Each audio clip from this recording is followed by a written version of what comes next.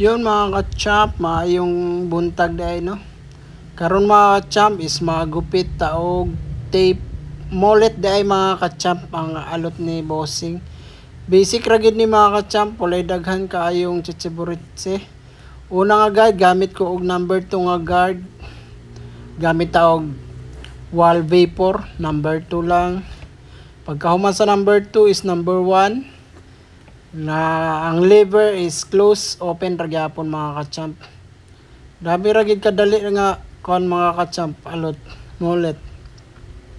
Pagkahuman sa number 1, detailer, lining nato daan mga ka-champ, guideline nato na siya. Gamit taog detailer ana. Ang gupit ni bossing is kon lang, molet lang, grabe ra ka simple.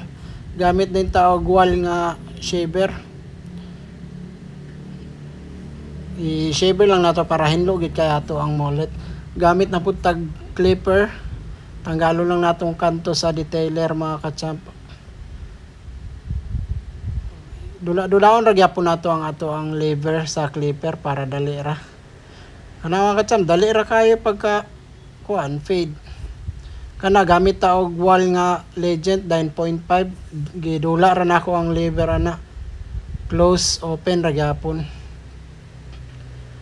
Dali na, fade na siya mga ka-champ.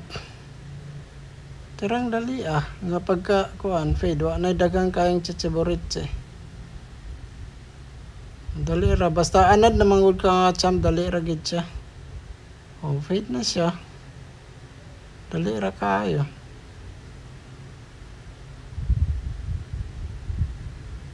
Basta kuan na, anad na ka, dali ra gid siya.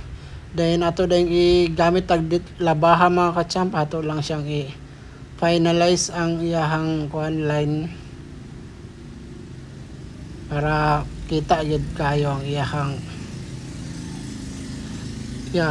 kuan linya gamit tag labaha na.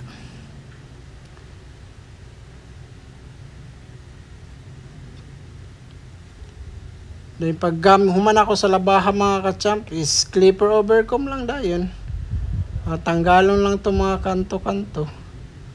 Dili kay ko hilig og ipit-ipit mga ka-champ kay kapuyan manggod ko bay hasol ba. Nya maoro manggod gyapon ang resulta. Mong kapuyan gid ko magsige ipit-ipit. Kung unsa akong naandan sa una maoro man gyapon no pareha ning sa likod do. Gunting ra. Mo gyud ba dali ra manggod mahuman. Kay kapuyan gid ko magsige ipit pastilan gyud. Ambot na lang. Tapulanon ba ako magsige ipit kapoy kaayo. Nya pagkakuan kay maoro mang resulta ada may pagdiretsohon lagi nako kay mas ganahan dalian pa ko. Hasol man gud tong kuan. Sa mga uban nga nang ganahan magdugay lang alot, pwede ra na sa ila. Kay mo may lang ganahan pod ako kay lahi man pod ako lahi-lahi gid ta og kuan. Lahi-lahi gid ta og mga technique.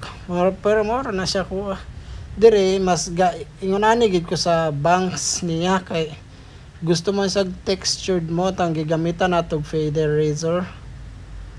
Siya brand na is kuan feather lagi mo na iyang brand. Sa kuan na po na ako na napalit sa Japan Surplus. Tag 50 pesos. Mo na siya. Mo na ginakuha na ako siya. Textured lang na ako. Nana ko magbawas sa babaw sa iyang bangs. Para mas dali rin ako siya ma-plaster mga ka-champ. Huwag mo na niyang resulta mga ka-champ. Dali ra kayo. Naka-textured ang babaw. Nakamalit ang likod mo. May gusto ni bossing kanang dili ra kay taas ang iyang likod. Di ra pud kay mubo. Dahil naka-textured fringe ang tubangan. Ano man wala ray kuan.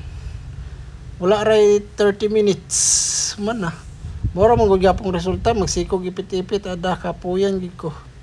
Mo nang iya gid ta og kuan. Iya gid ta og technique.